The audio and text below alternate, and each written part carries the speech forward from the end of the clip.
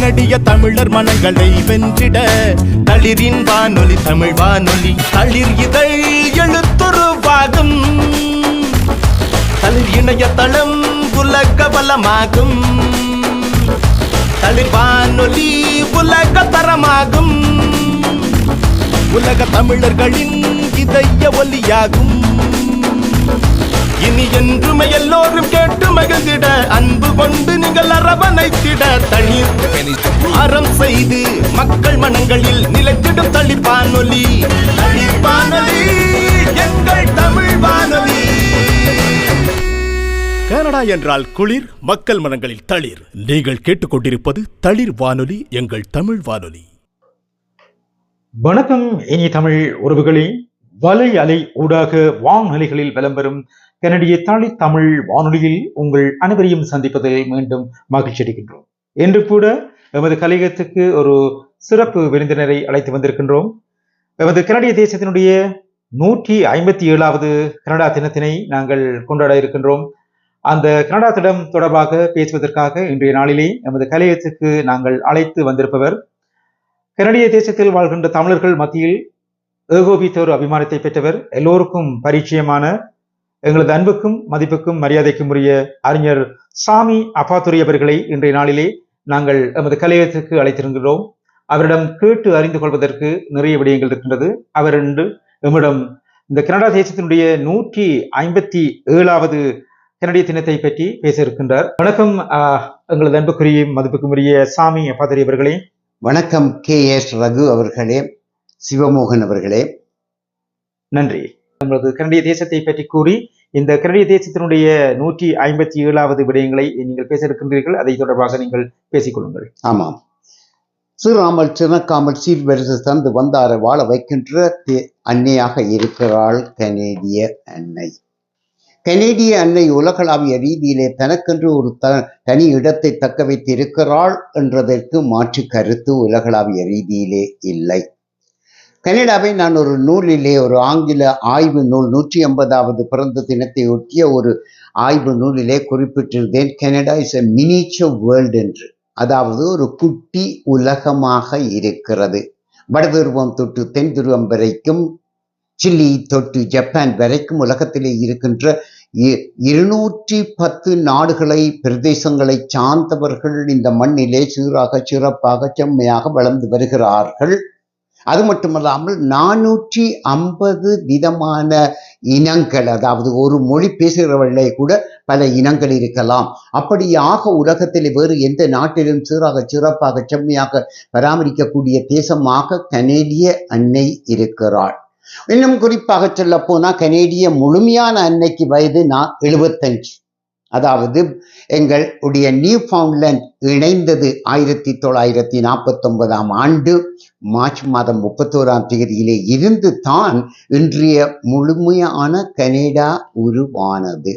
அது மட்டுமல்லாமல் 1867ஆம் ஆண்டு ஜூலை மாதம் 1ஆம் தேதி கனடா உருவாக்கப்பட்ட போது 4 மாநிலங்களோட ஒரு 4 மில்லியன் மக்களுக்கு குறைவானவர்களாக இருந்த தேசம் இப்போது 40 மில்லியன் மக்களை தன்னகத்தே கொண்டு இருக்கின்ற ஒரு தேசம் ஆகும். அப்படியாக இருக்கின்ற போது இந்த தேசத்தினுடைய பெருமைகள் சிலவற்றை தட்டி பார்த்து கொள்வோமே. ஆனால் இயற்கை அன்னை கூட இந்த தேசத்திற்கு பலவிதமான வளங்களை அள்ளி கொடுத்து இருக்கிறார்கள். 2 மில்லியன், அதாவது 20 லட்சம் ஏரிகள் இந்த மண்ணிலே இருக்கின்றன. ஆகவே இந்த மண்ணிலே நீர் தட்டுப்பாடு என்று இன்று உலகளாவிய ரீதியிலே பல நாடுகளிலே குளங்கள் வற்றிவிட்டன, ஆறுகள் வற்றிவிட்டன. இப்படியெல்லாம் இருக்கின்ற அந்த தட்டுப்பாடுகளை இங்கே காண முடியாத அளவுக்கு எங்களுக்கு நீர் வசதிகள் இருக்கிறது. அது மட்டுமல்லாமல் இந்த தேசத்தை பொறுத்த மட்டிலே இந்த தேசம் புதிதாக வெளிநாட்டிலிருந்து இறக்குமதி செய்வதற்கு பதிலாக இங்கே இருக்கின்ற கனி வளங்கள், உலகத்திலே அதிக அளவு கனிவளங்களை கொண்ட நாடு உக்ரைன். அந்த உக்ரைனிலே யுத்தம் நடைபெற்று கொண்டு இருக்கின்ற இந்த வேளையிலே அந்த நாட்டிலே இருக்கின்ற கனிவளங்கள் அளவுக்கு வேறு எங்கும் இல்லை. அதே மாதிரி கனடாவிலும் பிற கனி வளங்கள் இருக்கின்ற காரணத்தினாலே அவற்றை எடுத்து வித்து சாப்பிட்டு கொள்ளக்கூடிய ஒரு நிலைப்பாடு ஒன்றும் இருக்கிறது இந்த தேசத்திலே.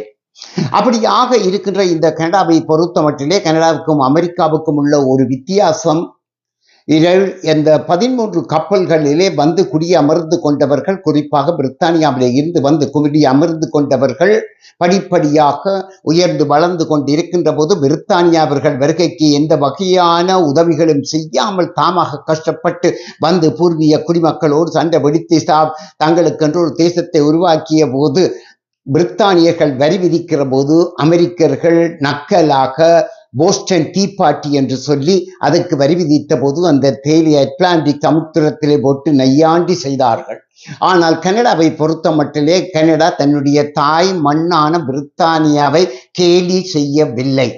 கனடாவுக்கும் இலங்கைக்கும் ஒரு ஒற்றுமை இருக்கிறது. இந்தியாவுக்கு சுதந்திரம் வழங்கிய அந்த காலகட்டத்திலே இலங்கையை வைத்து பலனில்லை, பெரிய யானையை இழந்து நாங்கள் ஒரு பூனியை வைத்திருக்க வேண்டுமா என்று தங்க தாம்பாளத்திலே 1948 பிப்ரவரி மாதம் 4 சிங்கள மக்களுக்கு அந்த சுதந்திரம் பெரிதாக கிடைத்தது. அதே மாதிரி கனடாவை பொறுத்த மட்டிலே குயின் விக்டோரியா அவருடைய ஆட்சி காலத்திலே 1867 ஜூலை மாதம் 1 தங்க தாம்பாளத்திலே தரப்பட்ட சுதந்திரம் தான் இந்த ஜூலை மாதம் 1 தரப்பட்டது. இரண்டாவதாக சொல்லப்படுவது, அமெரிக்கா தன்னுடைய போராட்டத்தின் கீழே சுதந்திரம் பெற்றுவது கொடியை மாற்றினார்கள், தேசிய கீதத்தை மாற்றினார்கள், சகலதையும் மாற்றினார்கள்.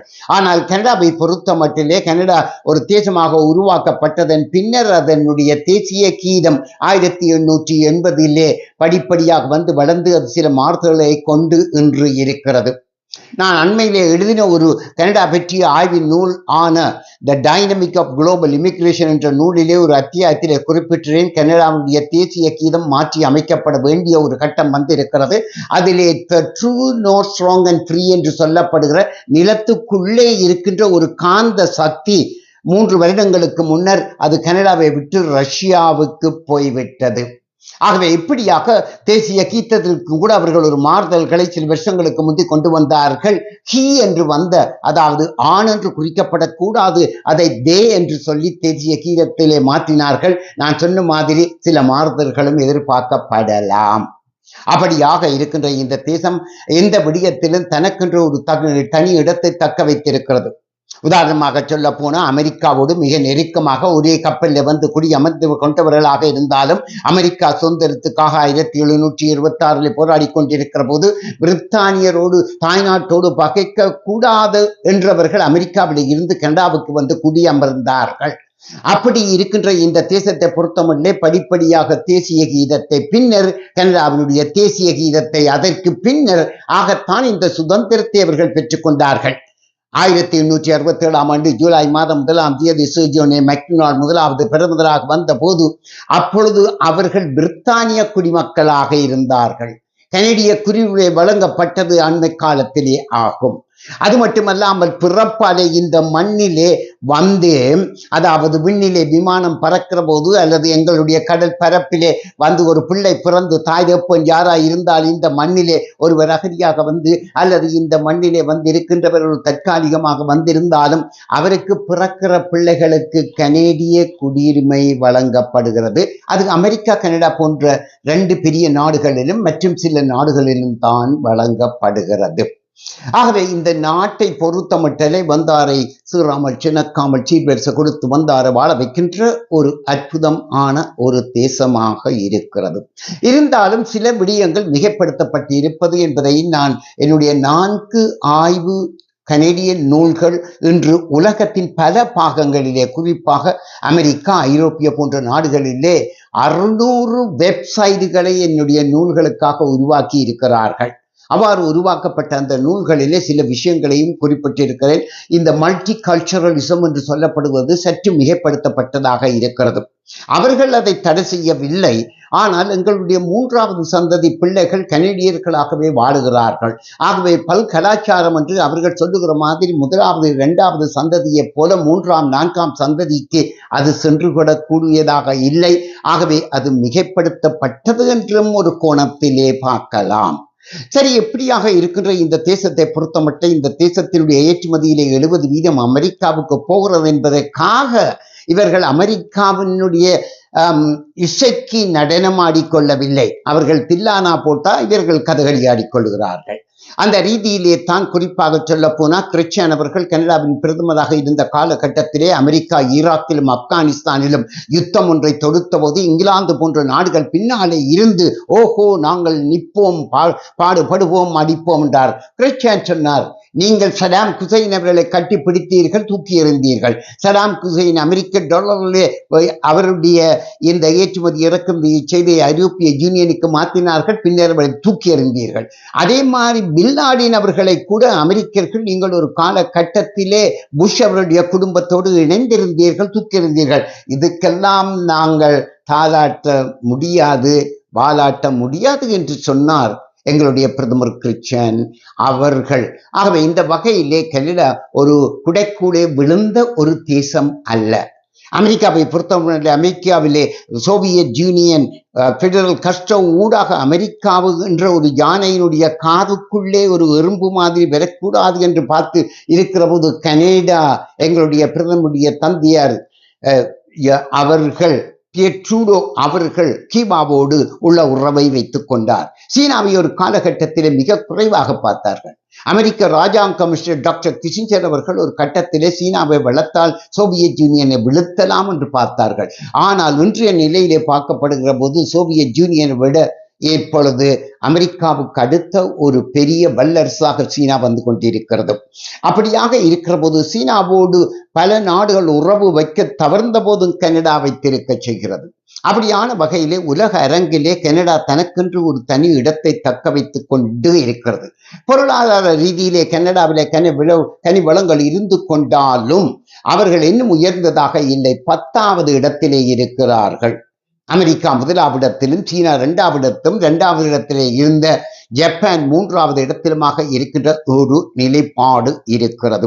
2வது கனடாவை பொறுத்த மட்டிலே உலக அளவிலே அதிக நிலப்பரப்பை கொண்ட ஒரு தேசம் ரஷ்யாவுக்கு அடுத்தது என்று சொல்லப்பட்டு கொண்டு இருப்பதாக இருந்தாலும் கனேடிய மக்கள், அதாவது அமெரிக்க எல்லையிலே இருந்து வடக்கு நோக்கி போவோமேயானால் 4600 கிலோமீட்டர் அளவுக்கு அந்த நீண்ட இடம் இருந்தாலும் 90% கனேடிய மக்கள் அமெரிக்க எல்லையிலே இருந்து ஒரு 241 கிலோமீட்டருக்குள்ளே தான் வாழ்கிறார்கள். அப்படியானால் ஏதிய நிலப்பரப்புகள் ஒரு பெரிய பரந்துபட்ட பனிவனாந்தரமாகவும் மக்கள் சென்று வாழ்ந்து கொள்ளக்கூடிய வாய்ப்புகள் குறைந்ததாகவும் இருக்கிறது. கனடாவிலே 2 மில்லியன் ஏரிகள் இருக்கின்றன. அதிலே கணிசமான ஏரிகள் வடக்கே இருக்கின்றன. ஆகவே எப்படியாக பார்க்கப்படுகிற போது கனடாவை பொறுத்த மட்டிலே கனடாவுடைய வளங்களை கட்டி எழுப்பிக் கொள்வதற்கு போதிய மனித வளம் இல்லாதிருக்கிறது. கனடா வெளிநாட்டிலே இருந்து வர்றவர்களை நிப்பாட்டினால் 170 வருஷத்துக்கு பிறகு நூதன சாலையில வைத்து பார்ப்பதற்கு கூட ஒரு மனிதன் இருக்க மாட்டான். ஆகவே பல்நாட்டு மக்களை இந்த நாட்டுக்கு வரவழைத்துக் கொள்கிறோம். இந்த நாட்டிலே இவர்கள் படித்தவர்கள் போன்றவர்களை பரவல்களை வரவழைத்துக் கொள்வதிலே Germany, France, England, America, Canada போன்ற நாடுகள் முன்னணியிலே இருக்கின்றன. உண்மையிலே சொல்ல போனா இலங்கை போன்ற சின்ன நாடுகளை பொறுத்தமட்டிலே ஒரு பசுக்கன்றை அல்லது ஒரு பசுக்குட்டியை நாம்பன் குட்டியை வளர்த்து எடுத்து பால் கறக்கின்ற ஒரு கட்டாயத்திலே ஒரு நிலைப்பாட்டிலே எந்த விதமான முதலீடும் இல்லாமல் இந்த வளர்ச்சி அடைந்த நாடுகள் அவர்களை வரவழைத்து அவர்களாலே பயன்பெற்றுக் கொள்ளுகிறார்கள். அவர்களை வளர்த்த நாடுகளுக்கு இங்கே இருந்து அனுப்பப்படுகிற ரெமிட்டன்ஸ் குறைந்து வருகிறது. காரணம், 2வது சந்ததியை பொறுத்தமட்டு அவர்கள் கொண்டமேனியம் வாங்கி இங்கே நல்ல காரை வாங்கி வாழ வேண்டும் என்று சொல்லப்படுகிற போது தாயகத்துக்கு அனுப்பி கொள்ளுகிற தொகை குறைவாக இருக்கிறது என்ற காரணத்தினாலே இந்த இளவட்டங்களை கனடாவிலே வருகின்ற இந்த புதிய குடிவரவுகளே 65% கல்வி கற்றவர்களாக, தொழிற்திறன் கொண்டவர்களாக, முதலீட்டாளர்களாக இருக்கிறார்கள் என்றால் 65% அந்த மக்களை பெற்று எடுத்து கல்வியூட்டி மருத்துவமனையிலே அவர்களை பராமரித்து தந்த நாடுகளுக்கு அது ஒரு பாரிய இழப்பாக இருக்கிறது. ஆகவே புதிய குடிவரவாளர்கள் இந்த நாட்டுக்கு சுமையாக இல்லை, சுகமாக இருக்கிறார்கள் என்பதை நாங்கள் வலியுறுத்தி கொள்ள வேண்டிய ஒரு கட்டாய கட்டத்திலே இருக்கிறோம். அப்படியாக இருக்கிற போது கனடாவை பொறுத்த மட்டிலே கனடாவினுடைய நிலைப்பாட்டிலே அரசாங்கங்கள் மிக நிதானமாக பல நாடுகளோடு உறவுகளை கொண்டு இருந்து அமெரிக்காவோடு நெருக்கமாக இருந்தாலும் அவர்கள் சோவியத் யூனியனாக இருந்து இப்பொழுது ரஷ்யாவாக இருக்கிற சீனாவோடு இருக்கின்ற போன்ற நாடுகளோடு அவர்கள் கணிசமான நல்லுறவை வைத்திருக்கிறார்கள் என்பது ஒன்று. இரண்டாவது, குறிப்பாக சொல்ல போனால் உலகத்திலே மிக தரமான நாடு ஸ்கண்டினேவியன் நாடு ஒன்று முதலாவது இடத்திலே நல்ல வாழ்க்கை தரத்தை கொண்டதாக இருக்கிறது. இரண்டாவது இடத்திலே எங்கள் கனடா இருக்கிறது. மகிழ்வாக சுகமாக வாழ்வது என்பதிலே முதலாவது இடத்திலே எங்களுடைய கனடா இருக்க செய்கிறது. கனடாவிலே பல நாடுகளில் இருந்து வந்தவர்கள் தங்களோடு முரண்பட்டு கொள்ளாமல் இணைந்து கொள்கிற நிலைப்பாடு இருக்கிறது. உதாரணமாக ஆப்கானிஸ்தானில் இருந்து வந்தவர்கள், அரசாங்க பக்கம் இருந்தவர்கள், தீவிரவாதிகளாக இருந்து அங்கே தொடர்பில்லாதவர்கள் இங்கே திருமணம் செய்து கூட ஒன்றாக இருக்கின்ற வகையிலே பலரையும் தத்தம் நாட்டிலே பகமை கொண்டவர்களை இணைத்து வருகின்ற ஒரு அற்புதமான தேசம் ஆக கனடா இருக்கிறது. இந்த கனடாவை பொறுத்தமட்டில் இந்த கனடாவிலே நீங்கள் சாதனைகள் செய்து கொண்டால் உங்கள் சாதனை இன மத மொழி வேறுபாடு இல்லாமல் உலக அரங்குக்கு தரக்கூடியதாக இருக்கிறது. நான் என்ன பெருமைக்காக சொல்லவில்லை, பிள்ளைகள் முன்னேற வேண்டும், பிள்ளைகள் கற்று வர வேண்டும் என்பதற்காக சொல்லிக் கொள்கிறேன். நான் இலங்கையிலே பிறந்து அங்கே பேராதனை பல்கலைக்கழகத்திலே கல்விக்கு கற்று வந்து தமிழ் மீடியத்திலே கற்று வந்தவன். நான் ஆங்கில மொழி பேசுகிற ஒரு குடும்பத்தை சார்ந்தவன் அல்ல, ஒரு ஐயர் குடும்பத்தை சார்ந்தவன்.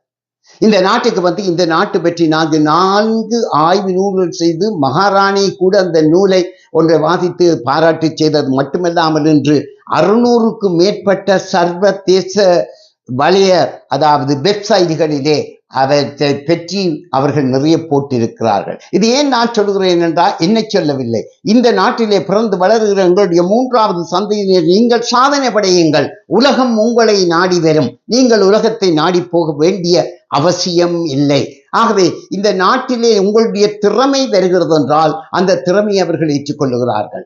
எங்கள் குய்பெக் மாநிலத்திலே ஒரு தமிழ் அன்பர் இந்த கேன்சர் சம்பந்தமாக ஒரு பெரிய ஆய்வு செய்தார். அது எங்களுடைய மகாராணியினுடைய பிரதிநிதியான கவர்னர் ஜெனரல் அவர்கள் சென்று பாராட்டி இருக்கிறார். ஆகவே பிள்ளைகளே, இந்த நாட்டிலே பாரபட்சம் என்று சொல்லப்படுகிற அந்த கதைகளை விட்டு படியுங்கள், முன்னுக்கு வாருங்கள். இந்த தேசம் உங்களை உரிய இடத்திலே வைத்து கொள்ளும் என்பது ஒன்றாகும். நன்றி. இவ்வளவு நேரம் நீங்கள் நிறைவான பேசிக் கொண்டிருக்கின்றீர்கள். உங்களுக்கு ஒரு சிறிய ஒரு இடைவெளியை தரவே, ஏனெனில் கனடாவினுடைய 157வது கனடா தினத்தை நாங்கள் கொண்டாடுவதற்காக உங்களை நாங்கள் இன்று அழைத்திருந்தோம். கனடா தொடர்பாக பல சுவாரஸ்யமான விடயங்களை நீங்கள் பேசிக் கொண்டிருந்தாலும் நீங்கள் ஒரு 4க்கும் மேற்பட்ட புத்தகத்தை எழுதியிருக்கின்றீர்கள். அதில் ஒன்று the Canada dynamic of global immigration என்று கூறுகிறீர்கள். அது தொடர்பாகவும் பேசிக்கொள்ளுங்கள். மற்றது நீங்கள் எழுதிய நூல் ஒன்றுக்கு இங்கிலாந்து மகாராணியருடைய பாராட்டு கிடைத்திருக்கின்றது. அந்த நூல் தொடர்பாகவும் இந்த நூல் கொடுக்கின்ற விடயங்கள் தொடர்பாகவும் பேசிக்கொள்ள வேண்டும். நேர்களை நீங்கள் கேட்டுக்கொண்டிருப்பது கனடிய தமிழ் வானொலி. கனடாவினுடைய 157வது கனடா தினத்தை இன்றைய நாளிலே நாங்கள் கொண்டாடி கொண்டிருக்கின்றோம். கொண்டாடுகின்ற வழியிலே ஒரு சிறப்பு பேச்சாளராகவும் இந்த கனடா தொடர்பாக பேசுவதற்காக அவரை இங்கே அழைத்திருக்கின்றோம். சரி, கூறிக்கொள்ளுங்கள். அந்த இங்கிலாந்து மகாராணி அவர்களுடைய வாழ்த்தினை பெற்ற நூல் தொடர்பாக பேசி அந்த நூலினுடைய இடம் வருகின்ற விடயங்களையும் கூறிக்கொள்ளுங்கள். மிக்க நன்றி ரகு. இந்த வகையிலே பார்க்கப்படுகிற போது நான் எழுதிய நூல்கள், நான் இந்த பிள்ளைகளைத்தான் மையமாக கொண்டு இதிலே உரையாற்றுகிறேன். அதாவது பிள்ளைகள் என்ன செய்ய வேண்டும், நீங்கள் பாராட்டி Canada is the best nation, I love Canada, அதெல்லாம் சாதாரணமானது. அப்படி அல்ல. நீங்கள் விசுவாசமாக இருந்து கொண்டால் இந்த தேசத்திலே இருக்கின்ற குறைபாடுகளையும் இந்த தேசத்தின் நிறைவையும் நடுநிலையிலே இருந்து ஆய்வு செய்து கொள்ள வேண்டும். உதாரணமாக நீங்கள் கூகுளில் போய் பாருங்கள், அமேசான் போன்ற வெப்சைட்டிலே அவர்கள் என்னுடைய நூலை பற்றி போட்டிருக்கிறார்கள், நிறைய எழுதியிருக்கிறார்கள். அதிலே ஒரு இடத்திலே குறிப்பிடார்கள், சாமி கனடாவை மிகவும் விரும்பிக் கொள்கிறவன், ஆனால் அங்கே உள்ள குறைபாடுகளை எடுத்து குறிப்பிடுவதிலே தயக்கம் கொண்டவன் அல்ல என்று.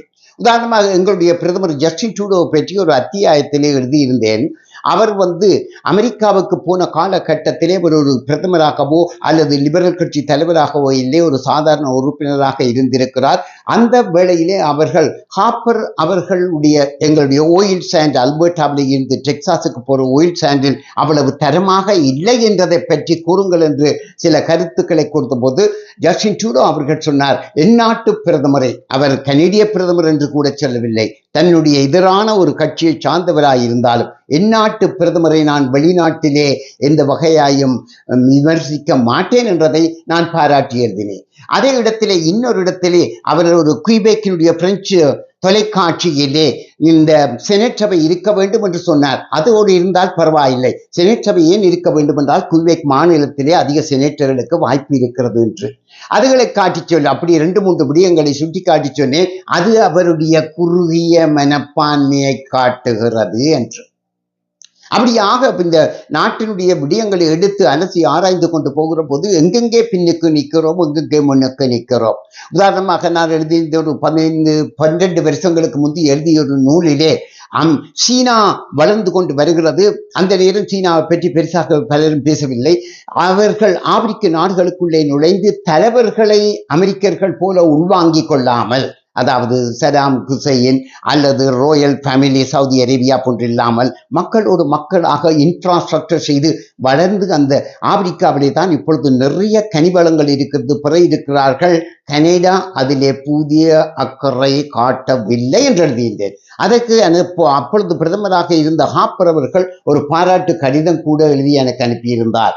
ஆகவே தான் நாங்கள் ஒரு தேசத்தை பற்றி ஆராய்கிற போது அதனுடைய சிறப்பை மட்டும் சொல்லிக் கொள்ளக்கூடாது, எங்கே பலவீனம் இருக்கிறது, அதை எப்படி நிவர்த்தி செய்து கொள்ளப்பட வேண்டும் என்பது எங்கள் பிள்ளைகளை நீங்கள் செய்கிற ஆய்விலே அப்படி செய்து கொள்ளுங்கள், உங்களை எங்கேயோ கொண்டே அவர்கள் வைப்பார்கள் என்றதும் இதிலே நான் உங்களுக்கு ஒரு ஆலோசனையாக குறிப்பிட்டுக் கொள்ள விரும்பிக் கொள்ளுகிறேன்.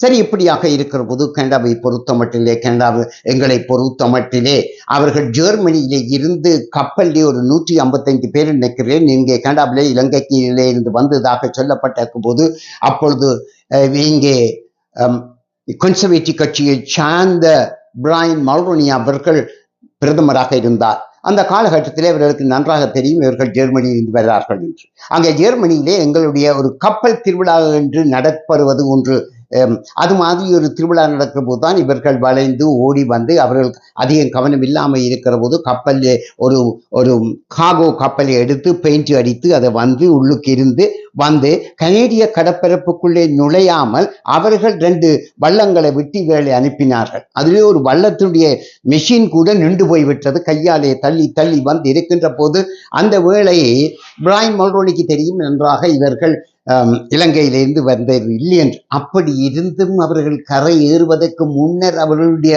குடிவரவு பத்திரங்கள் பதிவு செய்யப்பட்டு வழங்கப்பட்டதும் இந்த தேசத்திலே. ஆனால் சீக்கியர்கள் அப்படி ஒரு கப்பலிலே வந்தார்கள். அந்த காலகட்டத்திலே அவர்களுக்கு அந்த உரிமை கொடுக்கப்படவில்லை. காரணம் 18 நாடுகளிலே நாங்கள் பாதிக்கப்பட்டிருக்கிறோம் என்பதிலே இலங்கை ஒன்றாக கொடுக்கப்பட்டதொன்றாக இருக்கிறது. அந்த வகையிலே தான் நாங்கள் இந்த தேசத்தை பொறுத்த மட்டிலே இந்த தேசம் எங்களுக்கு எவ்வளவோ வாழ்வளித்திருக்கிறது. புலம்பெயர்ந்து வாழுகிற மக்கள் சுமார் 20க்கும் மேற்பட்ட நாடுகளில் வாழுகிறார்கள். அந்த வகையிலே எங்கள் பிள்ளைகளை இப்பொழுது படித்து முன்னேறி பல பதவிகள் பட்டங்களை பெறுவதற்கு இந்த தேசம் தந்த அனுசரிக்கு கனடாவினுடைய 157வது பிறந்த தினத்திலே எங்கள் சார்பிலே தளிர் ஊடாக புலம்பெயர்ந்து வாடுகிற தமிழர்கள், கனேடிய தமிழர்கள் சார்பிலே தளிரானது ஆழமான வேரை கொண்டது. அந்த தளிரானது கோடை காலமாக இருக்கலாம், குளிர்காலமாக இருக்கலாம், இலை விழாமல் வளருகிறது. அந்த தளிர் நாளைக்கு பூத்து காய்க்க வேண்டும். அந்த பூத்து காய்ப்பது தான் 3வது சந்ததி என்றதிலே அது தளிரினுடைய பெயர் என்னது. 3வது சந்ததி வளர்ந்த பிறகு அது ஒரு பழமாக மாறும் என்ற அந்த நிலைப்பாட்டிலே இந்த நிகழ்விலே குறிப்பாக இந்த நேரத்திலே இந்த விடயங்களை கதைத்துக் கொள்ள வாய்ப்பு தந்தமைக்கு சிவமோகன் அவர்களுக்கு என்னுடைய நன்றியையும் தெரிவித்துக் கொள்ளுகிறேன். நன்றி நேயர்களே, நீங்கள் கேட்டுக்கொண்டிருப்பது தளிர் தமிழ் வானொலி. தளிர் தமிழ் வானொலியில் இன்றைய நாளிலே நாங்கள் கனடிய தேசத்தினுடைய 157வது பிறந்த தினத்தை கொண்டாடி கொண்டிருக்கின்றோம். அந்த பிறந்த தினத்தை கொண்டாடுகின்ற வேளையிலே இந்த நாளிலே நாங்கள் நமது கலையகத்துக்கு அழைத்திருப்பவர் அறிஞர் எங்களது அன்புக்கும் மரியாதைக்கும் உரிய சாமி அப்பாத்துரை அவர்களை அழைத்திருக்கின்றோம். ஏனெனில் கனடிய தேசத்தை பொறுத்தவரையிலே எம்மவர்கள் மத்தியிலே இந்த தேசத்தின் தொடர்பாக பல விடயங்களை எம்மவர்களுக்கு வெளிப்படுத்தக்கூடிய ஒரு ஆற்றல் படைத்த உன்னதமான மனிதரை இன்றைய நாளிலே நாங்கள் அழைத்திருக்கும் நோக்கம், இன்றைய எமது இயக்குனர் அவர்கள் இன்றைய நாளிலே இவரை தெரிவு செய்திருந்தார்கள். அதன் நிமித்தம் இன்றைய நாளிலே நாங்கள் பேசிக் கொண்டிருப்பது அறிஞர் சாமி அப்பாத்துரை அவர்களுடன் நாங்கள் பேசிக் கொண்டிருக்கின்றோம். கூறுங்கள். அப்படியாக இருக்கிற போது நாங்கள் இந்த கனடாவை பொறுத்த மட்டிலே கனடாவிடம் இருந்து என்ன படிக்கலாம் என்பது முக்கியமானது. குறிப்பாக சொல்ல போனால் கனடாவிலே ஒரு பண்பான தன்மை இருக்கிறது. யார்கள் வந்து கிரிட்டிசைஸ் பண்ணினாலும் அல்லது யாராவது சொன்ன, உதாரணமாக இப்ப அண்மையிலே சீனா சொன்னது கனடா ஒரு பயங்கரவாத நாடு என்று. காரணம், பூர்வீக குடிமக்களை அடக்கி ஒடுக்கி வைத்திருக்கிற நீங்கள் எப்படி நாங்கள் மக்களுடைய உரிமையை பறிக்கிறோம் என்று சொல்ல உங்களுக்கு என்ன உரிமை இருக்கிறது என்று கேட்டார். அந்த வகையிலே கனடா அதை பற்றி பெரிசாக அலட்டிக் கொள்ளவில்லை, தன்னுடைய உறவை நிதானமாக வைத்திருக்கிறது.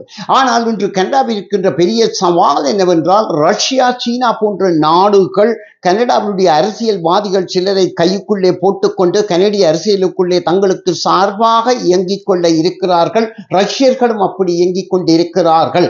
இது பற்றிய முறையில் சரியான ஒரு விசாரணையை நடத்தி கொள்வது என்பது ஒரு ஏக்கமாக இருக்கிறது. காரணம், இந்த பிரதான கட்சிகளுக்குள்ளே அவர்கள் நுழைந்திருக்கிறார்கள். அப்படியானால் தன் வீட்டுக்குரிய வெளியிலே கொண்டு வர கூடுமா கூடாதா என்ற ஒரு ஏக்கம் கனடிய மக்கள் மத்தியிலே இருக்கிறது. ஆகவே இந்த வெளிநாட்டு ஊடுருவல் என்பது இப்பொழுது ஒரு அணுக்குண்டு மாதிரியாக கனடாக்கு இருக்கிறது. ஆகவே அந்த வகையிலே யாரும் இப்படியான தேசங்களுக்கு விலை போகிவிடக் கூடாது என்பது என்னை பொறுத்த மட்டும் 157வது பிறந்த தினத்திலே கனேடிய அன்னையினுடைய கருவறையிலே ஒரு கேன்சர் வந்துவிடக் கூடாது என்பதை நான் இந்த தளிர் வானொலி ஊடாக எடுத்து குறிப்பிடுவது எனக்கு மிகவும் மட்டற்ற மகிழ்ச்சியாக இருக்கிறது. காரணம், யாரும் விலக்கி போய்விடக் கூடாது என்பது ஒன்று ஆகும். ஆகவே இது இன்றைய கனடாவினுடைய நிலைப்பாடு. இரண்டாவது நிலைப்பாடாக இருப்பது, அண்மையிலே நடந்த ஒரு உப தேர்தலிலே ஆளும் கட்சி 9 தடவைகளாக அந்த பதவியை பெற்றிருந்த கட்சி வீழ்த்தப்பட்டதாக இருக்கிறது என்று சொல்லப்படுகிற போது, இப்பொழுது மக்கள் மத்தியிலே அடுத்த அரசாங்கம் சற்று வித்தியாசமாக வந்துவிட வேண்டும் என்ற ஒரு நிலைப்பாடு ஒன்று இருக்கிறது. அந்த வகையிலே யார் ஆட்சிக்கு வந்தாலும் கூட கனடிய தேசியத்தினுடைய பக்குவமான நிலைப்பாட்டை பேணி பாதுகாத்துக் கொள்ளப்பட வேண்டும். அந்த தேர்தலிலே இப்படியாக வெளிநாட்டு சக்திகள் வந்து நுழைந்து விடாமல் அரசியல்வாதிகள் இருக்கிறார்களா என்பதை மக்கள் தான் அவதானித்துக் கொள்ள வேண்டும். மக்கள் அப்படியான விடயங்களை விரும்பவில்லை என்றால் அரசியல்வாதிகளும் தள்ளி போவதாக இருக்கும். அடுத்ததாக இந்த பொருளாதாரத்துறை, இப்போது அமெரிக்காவை எடுத்துக்கொண்டால், அமெரிக்காவிலே இந்த வருடம் 50க்கும் மேற்பட்ட தேர்தல்கள் பல நாடுகளிலே நடக்கின்றன. இங்கிலாந்திலே தேர்தல், ஜெர்மனியிலே ஒரு தேர்தல் முடிந்தது, அடுத்தது பிரான்சிலே. இப்படியாக இருக்கிற போது இந்தியாவிலே, அமெரிக்காவை பொறுத்தமட்டிலே அமெரிக்காவிலே இந்த தேர்தல் சம்பந்தமாக நடந்த விவாதத்திலே டொனால்ட் ட்ரம்ப் அவர்கள் நன்றாக விவாதித்திருக்கிறார். அவர் ஆட்சிக்கு வருவானால் நாளைக்கு கனடா, நேட்டோ நாடுகள் மற்றும் பல நாடுகளில் உள்ள உறவு முறைகளை தண்டிக்கக்கூடியதாக இருக்கும். ஆகவே இந்த வகையிலே எங்களுடைய இன்றைய அரசாங்கம் மேலும் கவனம் எடுத்து கனடாவினுடைய பொருளாதார ஏற்றுமதிகளை ஊக்குவின்ற முயற்சிகள் என்னை பொறுத்தமட்டிலே இன்னும் போதாமல் இருக்கிறது என்றே சொல்லிக் கொள்ளலாம். அடுத்து இப்ப நாளைக்கு அமெரிக்காவிலே டொனால்ட் ட்ரம்ப் நவம்பர் மாதம் 5ஆம் தேதியிலேயே ஆட்சிக்கு வந்து கொண்டால் கனடிய பொருட்கள், குறிப்பாக இறைச்சி, இரும்புருக்கு, மரம் ஆகியவற்றை அவர்கள் வாங்குவதை குறைத்துக் கொண்டால் கனடா ஆல்டர்னேட்டிவாக என்ன செய்ய வேண்டும் என்பது இந்த 157வது ஆண்டிலே, நாங்கள் 58வது ஆண்டிலே காலடிக்கப் போவதற்கு முன்னதாக இருக்கிற சில சவால்கள் என்ன என்பதை நாங்கள் பார்க்க வேண்டும். ஆகவே என்னென்ன துறையிலே என்னென்ன இருக்கிறது என்பதை நாங்கள் அரசியல்வாதிகளுக்கு எடுத்துக்கொண்டால் தான் அவர்கள் அந்த விடயங்களிலே கவனம் செலுத்திக் கொள்ளக்கூடியவர்களாக இருப்பார்கள் என்பதும் முக்கியமானது ஆகும். நன்றி. நன்றி நேயர்களே. இவ்வளவு நேரமும் நாங்கள் எங்களது கனடிய தேசத்தினுடைய 157வது பிறந்த நாளை கொண்டாடும் முகமாக இன்றைய நாளிலே எமது கலையத்துக்கு நாங்கள் அழைத்திருந்தவர் எங்களது அன்புக்கு மரியாதைக்கும் உரிய சாமி அப்பாத்துரை அவர்களை அழைத்திருந்தோம். கனடிய தேசத்திலே 4க்கும் மேற்பட்ட புத்தகங்களை எழுதியிருக்கின்றார். அதில் ஒரு புத்தகத்துக்கு இங்கிலாந்திலிருந்து மகாராணியினுடைய சிறப்பு விருதினையும் பெற்றிருக்கின்றார். அது மாத்திரமல்லாமல் கனடிய தேசத்திலே ஒன்டாரியோ இன்டர்நேஷனல் இன்ஸ்டிடியூட் ஒன்றிலே ஒரு ஆலோசனை பிரமுகராகவும் பணிபுரிந்து கொண்டிருக்கின்றார் என்பதையும் குறிப்பிடத்தக்கபடியும் கூட இன்றைய நாளிலே பொன்னான நேரத்தை நமக்கு அளித்து இன்றைய நாளில் நமது கலையகத்துக்கு வருகை தந்து இவ்வளவு நேரமும் அந்த கனடிய தேசத்தினுடைய 157வது பிறந்த நாள் நிகழ்வான 157வது பிறந்த நாள் நிகழ்வுக்கு வானொலியில் வந்த ஒரு சிறப்பு நிகழ்ச்சியை வழங்கிய எங்களது அன்புக்கும் மதிப்புக்கும் மரியாதைக்கும் உரிய சாமி அப்பாத்துரை அவர்களுக்கு நாங்கள் நன்றிகளை தெரிவித்து இன்றைய நிலையத்தில் நாங்கள் நிலையத்திலிருந்து விடைபெற இருக்கின்றோம். அந்த வகையிலே இவ்வளவு நேரமும் ஒரு சிறப்பான முறையிலே கனடா தேசம் தொடர்பாகவும், கனடா தேசத்தினுடைய பொருளியல் தொடர்பாகவும், கனடா தேசத்தில் இருக்கின்ற வளங்கள் தொடர்பாகவும், எதிர்காலத்திலே 58வது ஆண்டு நாங்கள் பிறந்த நாளை கொண்டாடுகின்ற வேளையிலே என்ன இந்த கனடா தேசம் எவ்வாறு இருக்க வேண்டும் என்பது தொடர்பாகவும் அருமையான முறையிலே ஒரு சிறப்பான பேச்சை வழங்கிய உங்களுக்கு நாங்கள் நன்றிகளை கூறிக்கொள்கின்றோம். நேர்களை நீங்கள் கேட்டுக்கொண்டிருப்பது கனடிய தாளிர் தமிழ் வானொலி. கனடிய தாளிர் தமிழ் வானொலியில் இன்றைய நாளிலே கனடிய தேசத்தினுடைய 157வது பிறந்த நாள் நிகழ்வினை கொண்டாடி கொண்டிருக்கின்றோம். அந்த வேளையிலே ஒரு சிறப்பு பேச்சாளராக எங்களுடைய அன்புக்கும் மரியாதைக்கும் மதிப்புக்கும் உரிய அறிஞர் சாமி அப்பாத்திர அவர்களை எங்களது கலையத்துக்கு அழைத்து அவரிடம் பேசியிருந்தோம். நாங்கள் நேரம் நிமித்தம் இன்றைய நிகழ்ச்சியை நிறைவு செய்ய இருக்கின்றோம். இவ்வளவு நேரம் சிறப்பான முறையிலே இந்த நிகழ்ச்சியை வழங்கிய உங்களுக்கு நாங்கள் நன்றிகளை கூறி உங்களிடம் விடைபெற்றுக் கொள்கின்றோம். உங்களிடம் விடைபெற்றுக் கொள்ளும் நான் உங்கள் அன்பறிவிப்பாளர் கே. ரகு. வணக்கம் என்பது நெஞ்சங்களே. இறுதியாக ஒரு கேள்வி. நீங்கள் இவ்வளவு நீண்ட நேரமாக பேசினாலும் கூட எங்களுடைய கனடிய தாளிர் தமிழ் வானொலி தொடர்பாகவும் கனடிய தாளிர் சஞ்சிகை தொடர்பாகவும் உங்களுடைய அபிப்பிராயம், உங்களுடைய எண்ணக்கரு எவ்வாறு இருக்கிறது என்பதை கூறி நாங்கள் விடைபெறுவோம்.